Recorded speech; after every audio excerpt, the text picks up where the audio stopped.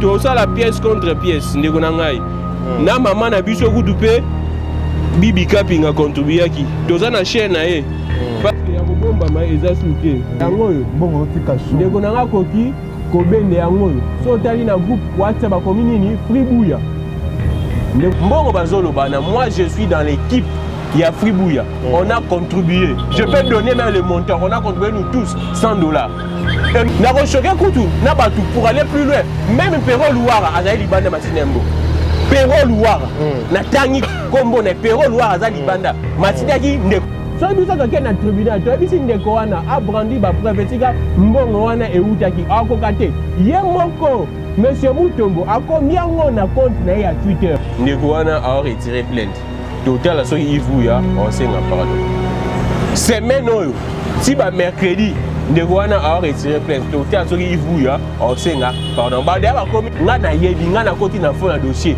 na yebi na ba politicien o ba na sima dossier wana na batu o ba tchaki en contact na procureur ya Gombe pour que ba Kangabuya et la dernière vidéo élément o eshoka ki makasi tango Ivuya aleki na Canal Kin pour dire que non même Peter Tiani est ciblé ce monsieur a comploté contre Peter Tiani na présidence c'est cette dernière vidéo ya Ivuya na Canal Kin ne soit qui est tellement et puis vidéo wana atindeli yango politicien mo boza membre du gouvernement aza membre du gouvernement yende atindeli yango procureur et puis membre du gouvernement ici procureur benga mutuana na compte na ngai pour que Bakangabuya toyebi bakarte nyonso tokotanga bakombo na bango na membre wana ya gouvernement tokotanga kombo na ici il va kosenga pardon titolobaki on déjà Ivuya moral na eza calme soki Ivuya osala une année na ya diffamation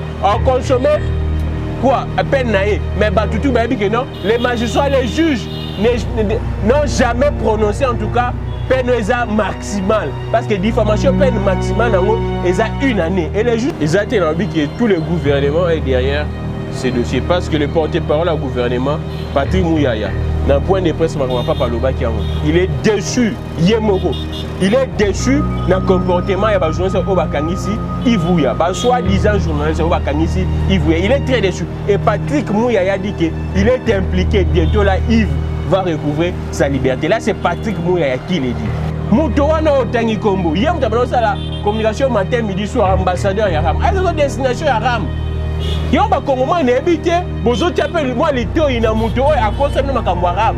Ayi bisabino no mbongo Yaram eza avant na répondre, est-ce no mbongo Yaram eza motona lingaza la président ya UNPC la ke ba tu ba voter été. Ce qui est local, c'est pour un dossier wana. Parce que l'association no lobby est association il y a journaliste était. C'est une association tribale. Association no tangi basalaki point de presse sous prétexte que et association il y a journaliste. C'est une association tribale. Ils ont na ba Mutombo, ba Kazadi et Silina. Bazo yebisa ba que bango baza ba patron baza ba boss mais non baza ba patron te ba boss te j'aurais appris que non ba pesi atama ité dans conférence de presse wana na ministre mboro ya $10,000 Mike Bokeba ya roté on a plateau nani pourquoi il n'a pas cité le nom de Kachobwe il a cité respectueusement et poliment Moïse Katumbi na yebisa ribino nyonso wana ezala zuwa parce que il voudrait coordonner celui la communication Moïse Katumbi tellement azwango te keto et la taillé et à Sony, Félix Tshisekedi a dit qu'il y a peuple congolais. Soit Monique et Simbata démissionné. Parce que moi, je me préservais. Il y a aussi des missions. Je disais toujours qu'il y a en 2023, mais Monique, comme si on a souka, a démissionné. C'est Félix Antoine Tshisekedi a la Sony. Kagama lobby a lobby te pour que na Braza tant makambo amoni que no baké ba négocier ndenge basala ba blague na bango na Angola ba bisi Kagame deuxième mois mukie ndé ya bimi na Brazzaville oh non ba mona boyete pas ça na peuple congolais tant makambo zo yinda awa tant ba zo kufa tant ba zo kima plus de 400,000 personnes ba kimi na Ouganda lui il était où pour s'exprimer.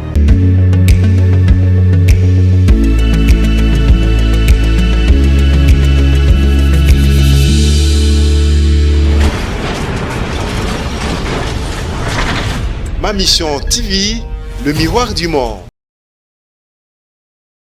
Mission au cœur des actualités, réfléchissons pour notre pays. Chers internautes fidèles abonnés, bonjour, bonsoir, bon après-midi. Bienvenue dans votre émission Réflexion. Ndenge na loba tango nyonso réflexion émission et salami pour na pas na biso mais pour na bino balandi na biso. Soki bomoni nazali nga moko te na plateau, je suis avec moi na mboka molobeli Gramik le grand. Nayebi ke bolingaka ye mingi na ende tokosola o nyonso eza ba actualité.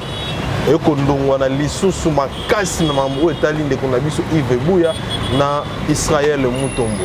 Donc au panza penante ke bomona ki point de presse lekaki ya Israël Mutombo, comment est-ce que ba propos ils ont qui tenu contre Rajek et contre moi na mboka Yves Buya na ndeko Gramik le grand toko solango nyonso pe maloba ya mokonzi ya mboka na ngambo ya Brazzaville na ndeko Gramik toko kundola mbote ndeko Mbote ndeko na ngai wechi mbote pe na balandi nyonso ya ma mission télévision mbote pe na ndeko azana sima héros dans l'ombre na biso bazo komona te bon séjour na mama Bibi esika azali na bandi ke soka zomi to kutana lisusu na chaîne. Très bien. Alors ndeko Gramik, après conférence de presse ya Rajek koto mosusu pe union ba kobingango union ba journaliste professionnel oyo ba sala ki pe point de presse na bango pour ndeko Israël Mutombo pour na ko défendre ndeko Israël Mutombo, mais il y a des propos o ebimaki wana bana mboka ebele ba kolinga ba yeba vraiment détail ya makambo ngo soki eza boni neti ya liboso o ba lobi ke conférence de presse au Rajek organisé ki mbongo utaki bon kashobwe ba pesi na ba monter à $10,000 de quoi lobby et kazana ba preuve oui kolakisa que $10,000 wana utaki caché kashobo yo zalaki wana parmi les organisateurs oui biso pourquoi bosenga ki 10,000 pourquoi pas bosenga ki biso ba journaliste topé bato mosusu ba contribuer seulement que koza 10,000 na kashobo. Est-ce que d'abord c'est vrai? Merci beaucoup ndeko na we chitango yebisika lisolo na seki makasi na bana biso lobake. Association no lobby eza association ya ba journaliste était. C'est une association tribale. Association no tangi basalaki point de presse sous prétexte que et association ya ba journaliste. C'est une association tribale. Ezaka na ba Mutombo, ba Kazadi et Sili na kati wana. Et puis ya mibale ezaka association ya ba journaliste radié de la corporation. Bon ba professionnel ba journaliste solo. Ndeko nanga eza association ya ba journaliste radié na frustré. Na robanda na oyo aza mokonzi na bango wana oyo alobaki wana. Aza radié. Alinga comme président ya UNPC Kinshasa et simba te bato baboya ko voter parce que bato bayebi ete na corporation. Bimata libanda tuna nana yebi mutu wana ozotanga kombo. Ngana otanga kombo na ete pour que na fula mutu yebi nanu atako lobate. Quel point de presse wana? Il balbutie comme un enfant qui apprend à parler.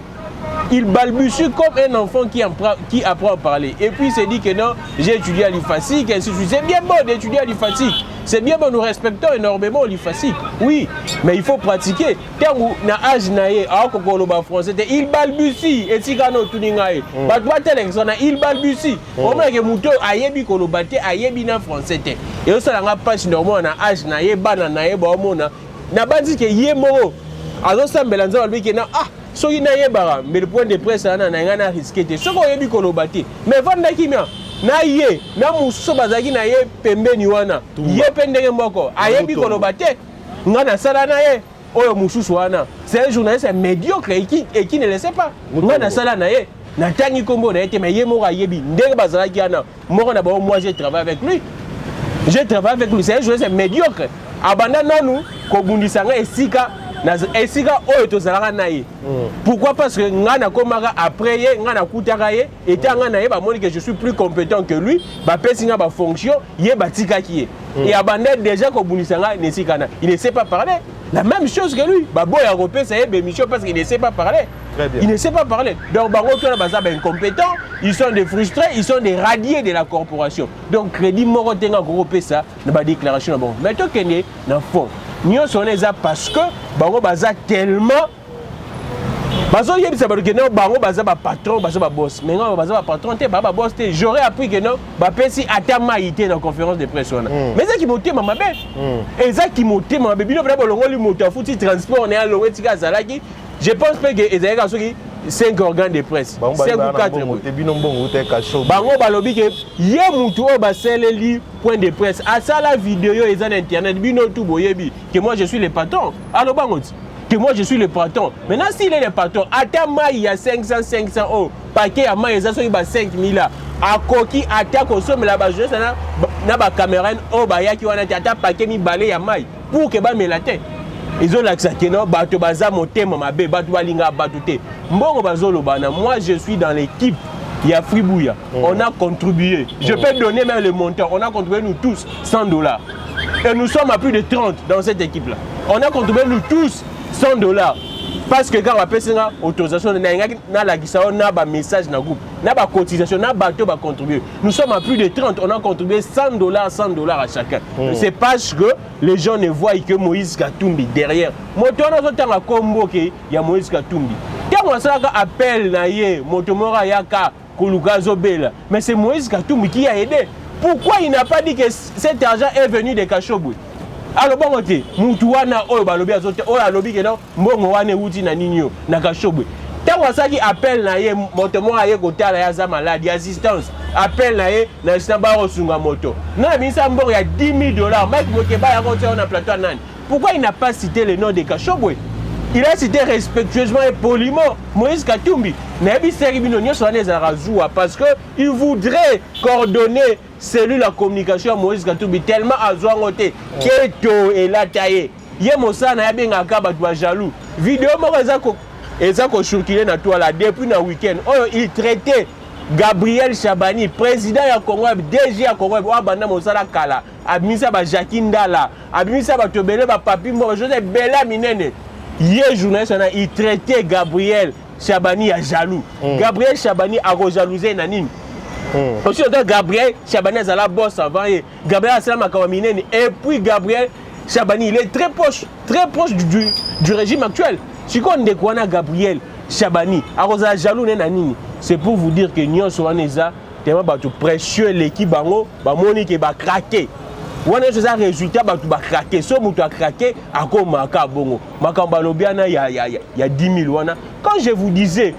vous disait que non les diffamateurs en chef eza bango les gens ne nous croyaient pas est-ce que il détient des preuves va brandir ba preuve ceux qui ont ba preuve ba lobarate que non nazana ba preuve on brandit les preuves nous avons des preuves nous avons de quoi je peux dire quoi des messages il y a réseau parce que la plupart bâtiments on entend à Koutou na Congo la plupart bâtiments na MPSA na Rochoké Koutou na Batou pour aller plus loin même Perro Louara azali libanda matinembo Perro Louara na tangi kombo na Perro Louara azali libanda matinaki ndeko na ye awa na Kinshasa apesa mbo Perro Louara a donné $100 là je l'ai dit je ne cite que son nom Perro Louara azali libanda tinaki $100 nous tous nous avons ba preuve ezali na ba message ya ba MPSA biso tout otinaki ba $100 na choqué sous Batou plus loin ba polo na tout ya Fribouya tout ça qui ont na misu na yo les gens achetaient ça $10 maintenant quand les gens disent que non bon outil na ratio mais pourquoi ba teka na Batou ba polo wana Batou tout ba soma ki na $10 na pesu susu kema mususu Batou na maman na biso Joël Kombe asala na plus clair télévision Joël Kombe yekutu akenda ko salisa ona mbongo na yemoko yekuta sombaki oyo biso to salisa ke yakenda ko salisa ona mbongo na yemoko c'est pour vous dire que le kuta et y a un ascenseur mais vérité et il y a un escalier malé mais comme on a tout les pression ba craquer ba on a que non ba tika sou na batouté t'as la point de presse na ba batu azaki te kaka batu na bango journaliste mort ta yebani azalaki na kati wana mais yo koloba ki ba tika sou na batouté mais alors que bango ba ko insister pe ba lobi boy kende ko Israël Mutombo a ko exiger ba pardon public na ndeko Yves Buya po ya retirer plainte na ndeko na ngai na moni je vais choquer les gens je cherche na groupe ya bandeko baza na groupe ya Fribouya balimbisa ngai mais tellement balobi eza chaîne na munene na olakisa batu les caméramans rozwango ndeko na ngai ya caméra za la près azwa déjà na l'accès liste ndenge batu ba contribuer ki to ça la pièce contre pièce ndeko na ngai na maman na biso kutu pe bibi kapinga contribuer ki to za na chaîne na ye parce que ya kobomba ma eza soutien yango yo mbongo tika sou ndeko nanga koki kobende yango yo so tali na groupe WhatsApp bakomi nini Fribuya ndeko nanga je pense que abendi yango atala kombo ya batu bakontribuaki na bambongo liste eza molai liste yango namoni ke ndeko abendi yango déjà so biso toke na tribunal toyebisi ndeko wana abrandi bapreuve tika mbongo wana eutaki akoka te ye moko monsieur Mutombo akomi yango na compte na ye ya Twitter soki biso tozwi toke na justice tobike ndeko Mutombo lakisa esika 10 000 ana yango wana ndeko wana musane ka kodifame bato adifama bashadari awa adifama baobe minaku il a diffamé tout le monde bato alimbisa ye selon mes révélations kudia Paul Tosuwa asengaka pardon na UNPC pour que bandeko na ba meme na justice siko biso soki leo tozwi capture ya Twitter na to memi yango na justice alobani aussi nota biso toza ana ba contribution na ba message ya M-Pesa na planeti ka ya mama bibi azali banda matindaki mutu awatindela ye na M-Pesa siko message wana capture écran ya message toza nango soki zabi na lakisa ngwa siko ye akosuka wapi les diffamateurs en chef c'est lui bamoni ke basuki baane eloko susu ya koloba te mais tobisi bango ke bazela nanu bato aliyebi bango bien te bato bamoni déjà extrait comment Gilbert Biladi disait à l'époque que non c'est monsieur comploté contre ses invités amoni ke a comploté contre l'invité naye et kokité a comme si ko comploté contre les journalistes il complotait déjà contre ses invités c'est quoi comme ko comploté contre les journalistes sur qui la vidéo circule à Gilbert Biladi. Comment est-ce qu'il a comploté même contre la chaîne? Il a amené des inspecteurs, il y a police judiciaire pour qu'il filmer la chaîne. Et les gens étaient traumatisés, il y a la chaîne. La vidéo existe, c'est ça qu'on circulé. Non, bah tout va bien bien. Mais bah toi, il y commis déjà qu'on va commis na souka mais bah on exiger pardon public. Na vu que tu comment lobby ndeko if buya bengana ki avocat ya Israël Mutombo na prison kuna tanga kene ko soigner makambo ya négociation ba pardon. Est-ce que pardon public au bango bako senga ki baza ko exiger pour y arrêter plainte na ye? Vous pensez que ça est comment malam pour na ndeko if buya sala on pour na bima na ye? Ndeko na ngai ngai na koloba te pour na likambo wana mais semaine oyo ndeko wana a retiré plainte. Total so if buya on senga pardon. Semaine oyo si ba mercredi ndeko wana a retiré plainte. Total so if buya on senga pardon. Ba dia ba komi comment on a le côté na bango bato ko comment on a le côté na bango siko total bango balobi ke non Israël Mutombo na conférence na bango na tengu na kombo na ye bato ke Yves Buya a diffamé balaki si o afingi ben shoot balaki si ben shoot wana te balaki so ben shoot te tikali Yves Buya afingi balaki si ben shoot te na point de point so mutabengyo infirmier est-ce que c'est un insulte ceux qui mutabengyo koza agent ya service ya renseignement est-ce que c'est un insulte insulte des awapi insulte des athées. Nga na yebi nga na koti na fond na dossier. Na yebi na ba politicien o ba na sima dossier wana. Na batu o ba tchaki en contact na procureur ya Gombe pour que ba kangabuya. Et la dernière vidéo, élément o eshoka ki makasi. Tango Yves Buya aleki na Canal Kin pour dire que non même Peter Tiani est ciblé. Ce monsieur a comploté contre Peter Tiani na présidence. C'est cette dernière vidéo ya Yves Buya na Kanaki ne soit qui est tellement et puis vidéo na atindeli yango politicien mo boza membre du gouvernement aza membre du gouvernement yende atindeli yango procureur et puis membre du gouvernement et puis procureur benga mutuana na compte na ngai pour que bakanga buya to yebi bakatu nyonso to otanga bakombo na bango na membre wana ya gouvernement to otanga kombo na d'ici là to yebi bango.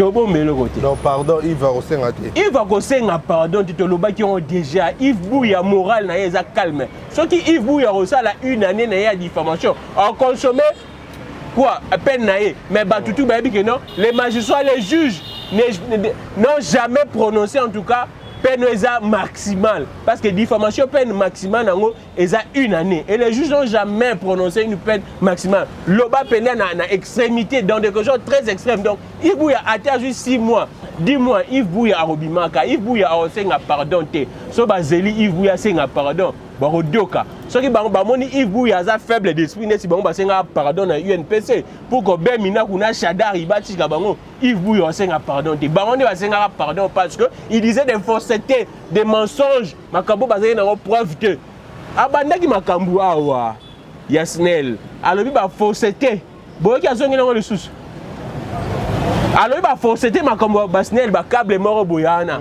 alobi ba fausseté nango la vidéo a circulé est-ce que boyoki a continuer lisusu c'est parce qu'il a compris que non ils a ba fausseté ba il dit que non sero tiki aux atés ridicule azongi simatiki il ne parle plus de ça ba kongomani ba tunaye ba déclaration ne wa salaki concernant makambo SNEL azongi sango lisusu azongi lango lisusu. Pourquoi il n'en parle plus? C'est parce que ce sont des faussetés. Et bien, il se contient dans la fausseté et ridiculisé. Il y a un message dans la fausseté. Dans la cadiocha, tellement où tu as parti. Azana, où tu as parti, la cadiocha. Moussa, la cadiocha. Ne bazar, la cadiocha, na bango. Bango, de la message, na bango, pardon. Il vous y en a rien dit de faux. Et un homme s'assume. Quand il dit ses propos, il s'assume. Il vous y ne va jamais demander pardon. Voilà. Mettons Jeff Caleb a traité UNPC, qui est un conglomérat, il y a des aventuriers, que une UNPC et qui jamais sa moto journaliste a exercé musala na UNPC a tabo keikuna a tabo lobby kuna bango bako zana droite ya ko peksa ndeko exercer mutombo ya ko exercer musala na. Mais en disant en parlant makambo ya membre ya gouvernement moko na dossier wana exactement lobby que tout le gouvernement est derrière ces dossiers parce que le porte-parole du gouvernement, Patrick Mouyaya, dans le point de presse, il est déçu, Yemoko. Il est déçu dans le comportement de journaliste Obakangisi, Ivouya. Soit-disant journaliste Obakangisi, Ivouya. Il est très déçu. Et Patrick Mouyaya dit qu'il est impliqué. Bientôt là, Yves va recouvrer sa liberté. Là, c'est Patrick Mouyaya qui l'a dit. Alors, on a fermé parenthèse. On a dit que radié. Bavota qui ajoute Moutouana le big non UNPC et à conglomérat il y a aventurier Moutouana linga comme président il y a UNPC à Kinshasa non donc il y a linga comme président il y a conglomérat il y a aventurier donc il y a moi aventurier si on monte bon on la une personne qui ne sait même pas s'exprimer qui ne sait pas parler il y a Moutouana qui ne sait même pas parler qui ne sait même pas s'exprimer aïe bisabi son nom nous destination un bon arabe Moutouana au tangi combo il y a Moutouana là communication matin, midi, soir, ambassadeur Yaram. Elles sont destination Yaram. Il y a un Congolais qui habite, bozo tapé moi les taux il a monté à cause de makambo Yaram. Aïe bisabino non bon Yaram ezab avant on a répondre c'est non bon Yaram ezab. Motona linga za président ya UNPC la ke ba tu ba voter été. Soka kanisa ka local ezab pour un dossier wana parce que local à la qui ça que non moto oyo jamais à koyi kozala bon conservation c'est la ville à Kinshasa. Il n'est pas digne. Ya wana kanisa ka local. Alinga ko ba président ya UNPC yemo ndena zana kende na compte na Facebook au monde na yemo ache président légitimement élu ya UNPC maintenant UNPC oh ya zo fing moni na mutu na bango ya moko na yebite so mutu na bango ko vertige pression le kitema yemoko azo pression na dossier local akokata l'achat na moni batu na ye baza ko komera na Facebook non local asengaka pardon. Bon, prendre vidéo ya pardon local et ça, il y a moi aya ku ko luka négociation. Yemoko. To gêner na se à retirer plainte. Yo ndeko wana tellement ana frustration makasi ana haine arata bokonzi. Ya ba jeune seigneur surtout ya Kinshasa à moins ki ba série wana azo sala ba communication makamwara ya le alikolo ba jeune to boyaye ba voter été et puis ba radia pour akeno ça ba désordre na siège à UNPC. Là je l'ai dit. Yé na muningane oyo bazalaki wana parce que yé azaki président muningane wana vice-président muningane oyo to sala na yona incompétent mususu wana bango mi balé bakino ça désordre na siège ya UNPC il y a tout un communiqué oyo balongola bango na UNPC quand il dit que quand il qualifie UNPC un conglomérat ya aventure c'est tout simplement parce que ça frustré jalousie mouté ça les bongo et puis na mouja bongo non répondre était non répondre à ta moukete c'est vraiment un frustré et n'est pas so lelo ba il non il y a comme président il y a UNPC il y a mbangu quand il dit que non binonde boko sala que ndeko buya senga pardon te pourquoi boko soit déjà ba western boling toujours azana kacho po bozwa ba western na simana e ko uta toujours bien sûr kacho boy yango boko diaboliser ya senga pardon te ndeko na ngai ce qu'on a tout na e ba lo ba liboso déjà batanga kombo que non ba journaliste wana bazwaka mbongo ya Kashobwe. Sikoyo tango bazose bazwaka mbongo ya ka même ye moko buya baza koloba que non soka fingaki selon bango soka fingaki mutu na bango c'est parce que azwaki mbongo ya Kashobwe. Même Pero Louara tango asali makambo na ya lobi ba vérité na ye. Ils ont dit ça non mbongo utaki Kashobwe. Donc maintenant objet pour que mbongo uta Kashobwe faut buya na prison na ba te il parle de quoi? Il parle de quoi? Journaliste nyo so asala musala biso tout bazo sa Kinshasa to vivre biso na coupage na ba abonnement. Sikoyo moi que bazangi na ba makambo loba. Soki Katumbi azan activité abengi ba journaliste abengi sibinote. Donc souci na ba ezaka c'est parce que bazana précaré ya communication ya Katumbi te. Donc jour na bon ya mo likamunyo so bazonga kaka Katumbi. Bazonga kaka Katumbi aussi longtemps ba journaliste bazan. Tout ça juste belé. Ba journaliste c'est belé. John Lungila azalaka na Kashobwe te azalaka a couvrir makambu y ensemble était John Lungila mais John Lungila est dans l'équipe John Lungila est dans l'équipe ma couvrir makambu ya Kashobwe to zabu nandeko Jean-Pierre Kayembe azana 4 ndeko Jean-Pierre Kayembe batutu bayebe que il couvre les activités ya Kabila na maman Olive sikoyo mbo wa Kashobwe na moke balela mbo wa Kashobwe tellement bokango elengi bopesa bango lokotie bango bazo kufa na mpia ndenge bazala bango tout bayebi esika tout bakendaka il n'y a pas un politicien oyo akupaka malamu lokola Moïse Katumbi soki okei ko couvrir événement na bango tout bayebi na ba politicien o bazana pouvoir il n'y a pas celui qui coupe mieux que Moïse Katumbi yango c'est la bango souci tellement baza musika nango mais ba travailler ka dur. Moïse Katumbi a battu sur base de compétences, sur base de théâtre traité. Tombola maboko. Blanc, plus blanc, kene. Moïse Katumbi a joué pour la bonté. Moïse Katumbi a joué pour la compétence. Nous sommes ayebi kolobate. Moïse Katumbi a joué ndenge. Merci beaucoup. Alors toko tanaba propos mon konzambo kalobi na ngambo ya Brazzaville na kotanga alobi boye. La RDC que je dirige est celle que je sécurise et celle que je veux voir et c'est où règne la paix. La sécurité, l'hospitalité, notre pays l'a toujours été. Cela ne doit pas constituer une occasion pour les voisins de venir nous provoquer. J'espère que le Rwanda a retenu la leçon. Félix Tshisekedi. Alors, le Rwanda, le fait de vouloir la paix, la fraternité et la solidarité n'est pas un signe de faiblesse. Ça, on doit le savoir. Mais c'est Félix Tshisekedi Nangamba Brazzaville.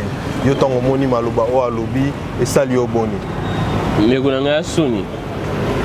Ya soni Félix Tshisekedi atika ko sarana peuple congolais. Soit Monique et Simbata démissionner. Parce que moi, je me préservais. Il y a aussi des missions. Je disais toujours que négatif en 2023, que c'est ma kende. Mais la Monique, comme si on a souka, a démissionné. C'est une honte. Kagame a parlé ici, Namboka Naye. Kagame a parlé. Quand ma camarade moto, Kagame a parlé. Félix Antoine Tshisekedi est incapable de répondre à Kagame. Félix Antoine Tshisekedi est incapable même de citer les noms du Rwanda. Avant de bouche B, Félix Antoine Tshisekedi alobi l'autre akena Burundi na bini ake makamna azongi awa alobi te tango akena Angola basengi libérer batu. Car deux preuves tangibles oyo tozaki nango que non, c'est effectivement le Rwanda qui est derrière les M23. Kagame écoute a quitté à se déplacer te. Rencontre Wana Yangola devant Joao Lorenzo. Il fallait que Bango Baza Joao Lorenzo. Félix Kagame. Kagame a été alors que non, moi je le ferai par vidéo conférence. Kagame a été. Mais Yembang, l'avion accueilli. Ils ont sous sympathie. Ndekonangai. Ils ont peut-être modeste. Ndekonangai. Félix Antoine Tshisekedi Osala Soni. Kagame lobby te pour kene na Brazza tant makambo amoni ke no bake ba négocier ndenge basala ba blague na bango na Angola ba bisi Kagame deuxième mois mukie nde ya bimi na Brazzaville. Oh non, ba mona boyete. Pas dans ça na peuple congolais. Quand makambo zo yinda awa ta ba bazo kufa. Ta ba bazo kima plus de 400 000 personnes ba kimi na Ouganda. Lui il était où pour s'exprimer? c'est une bêtise pour moi. Même Batoyo, Bana Est, et puis c'est mon Kanda, c'est une bêtise. Quand les gens mouraient chaque jour, quand les gens se déplaçaient chaque jour, Louis Félix n'a pas parlé. Azaki Awa. Et pour que tu aies l'élection, jour, il y a un divertissement, il ne sait pas prononcer. À Kekuna, na Brazzaville, tellement monique, non, la communauté internationale intervenir, il y a le colère, Moutou, bon, Bunda, Betty Betty, aussi, Baye, Kokabulabino, au moins d'ailleurs, Baye, Kokabulabino, Betty, aussi, c'est athées, au moins, on l'a dit, yo, Kebarana, yo, Narozoyo, Kebarana, yo, Narobet, yo. Mais tant que Bazaki a besoin de Bazate, au bêti ni confité. Si on va dubailler, on va yo, qui est barana yo, qui est barana, botikanga, botikanga, boyebike, ataba, boyebike botikanga, tu parce que botikanga. Sagesse, yango linga kolobamba ngomba monter, zaki sagesse. Ndeko nangai, a changer kudu terme, liboso alobagena, na yebagité. Si quoi lobike, sagesse, selon moi, la diplomatie agissante. Et comme sagesse, non. Et c'est que ça nga. Son monsieur ici, le ministre des Affaires étrangères, hier du moins j'ai salué son courage. C'est qui m'a tété là. J'ai salué le courage parce qu'il est tellement lui il a cité les noms, il y a Rwanda. Et puis il a dit clairement dans Top Congo, on a que non.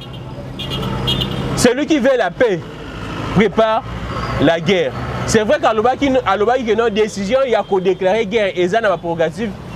Mais cela n'est pas exclu. Hier où tu as l'Obaki, mais Félix bouche B. Donc tu as un petit noyau comme un Kambou, il y a Félix T. Pas m'battre Félix, tu sais qu'il dit Sokazaki n'a moins à dire. Quand Kagame, quand les ministres des Affaires étrangères, il y a Rwanda, si la RDC continue avec ses attaques, nous allons nous défendre. Félix n'a pipé mot. Quand Kagame disait que non, Toko Takuna Tobunda. Kagame disait que non, Toko Takuna atta sans autorisation. Félix n'a pipé mot. Ouais, c'est ma distraction. C'est parce que Batouakabo Libino.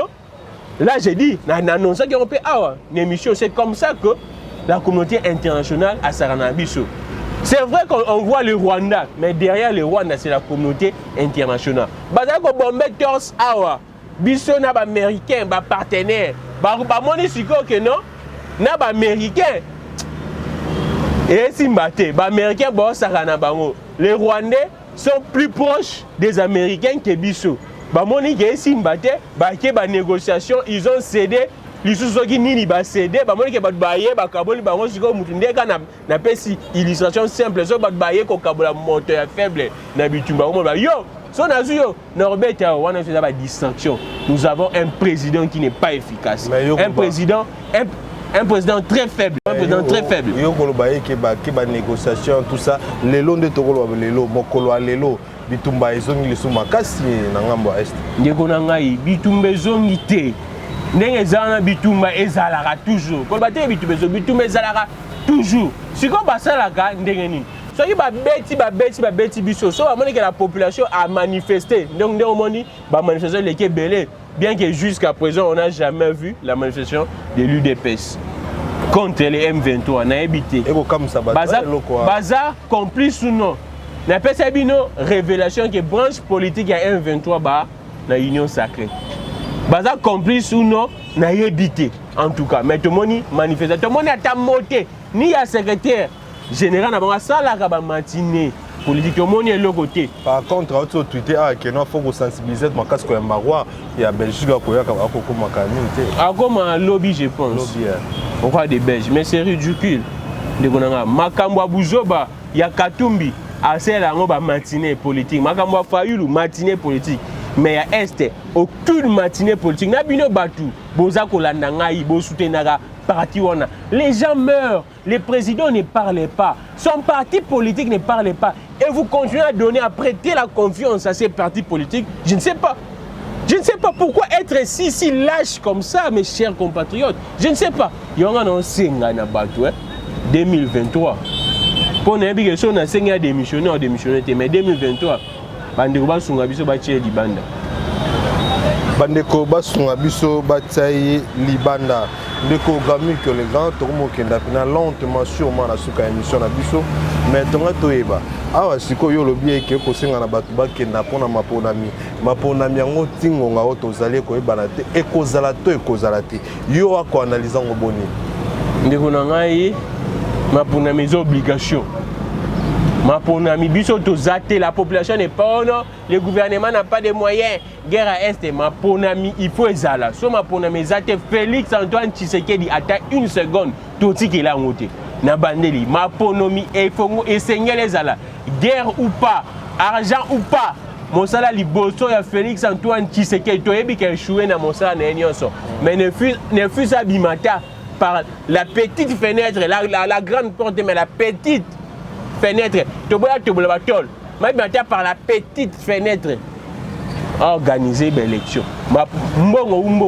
Organiser l'élection parce que à une seconde une seconde l'élection est en 2023. Il y a un sensibiliser Congomani régime nyonso libanda. Toyebi na biso pe ke ba résister ndenge zalaka na 2018. Yemoko Félix Antoine Tshisekedi a reconnu que tripatouage et salamaka. Quand on requalifie, violation de la loi, réqualification, il y a majorité en pleine législature de Salamati à Loba qui ont gagné. Élection en 2018, il y a beaucoup d'erreurs, beaucoup de tricheries. Il y a aussi un Bakongomani vigilance 2023. Merci beaucoup, Bakongomani vigilance 2023. Bato Bakina Tom Nasuka Ande Rokamito. Moi, les Loba Yasuka, on a toujours que ton aussi ça ça pour conforter Bandeko Nabiso à Est et Namaloba. Bandeko Est. Toujours bunda. Biso au monde que tu à notre risque et péril. On nous propose tout, mais tu as moins intérêt à véhicule, on préfère tout le temps colo. Tu as moins intérêt à luxe, il y a moins qui a bourgeoisie pour que tu défendes bino. Biso tu as bino, tu as bino teli kamwo et aussi la carte. Tu bunda pour que si là. Tu benga na bateau bazana en complicité na bateau ana. O ba benga bango ba frère. Oh bakenda kuna kopesa ba cadeau matin midi soir to benga ba bakende bino pe bosikala libre yango na merci na bandeko nyonso lo basu ya sukeza bandeko nyonso oyo bolanda biso na ma mission TV bolanda biso partout bolanda biso pe na Peter Tiani RDC au sala bien na YouTube betika Peter Tiani RDC au bon émission sur débat pour la nation Gramik les grands zawana au sala bien makasi bon s'abonner tout pesa na force tout pesa na maboko pour que tout bouter bato yo libanda. Merci beaucoup en tout cas na bino pour na attention na bino mais bato wana baza bato lokuta. Moi je vous rassure que makambo za bien 6 semaines oyo boyoka ke yemoko lobango l'émission na yeke non na koki pression te na retirer na tini dossier na UNPC. Merci beaucoup. Alors, Nesoué Nabiso a retiré en tout cas ça l'a bien. Balobi qui va aussi même moi Nandeko il fait bouillir que papa a un voyage pour moi on a papa à tout moment donc Soué Nabiso a retiré azonga motunde balobaka tala sima zonga moto. Merci Nabino Bozaki belé à Kolanda biso de partout. Bosala ndenge ndeko Gami Kalobi bokende na Peter Tiani bobeti Peter so betika Peter Tiani na YouTube au na chaîne Kodmawana bo s'abonner topé ça na force et bosala biso bien un grand merci à toute grande équipe. Mais na télé normal boye Perfect Télévision. Télé na biso ba TNT na ba Kina na ba Congo Perfect Télévision. Bo na Brazzaville na tape na intérieur. Très bien. Donc voilà, un grand merci à toute grande équipe technique qui a ma mission de télévision. Je vois Voldy derrière la caméra. Un grand merci à Bibi Kapingala où elle séjourne à Paris, à Belgique actuellement. Des très bons séjours de l'autre côté. Et nous de notre côté, Toko Bunda Costa la Moussala Malam. Ce qui me à permettre à tout le monde de malassi. Au revoir.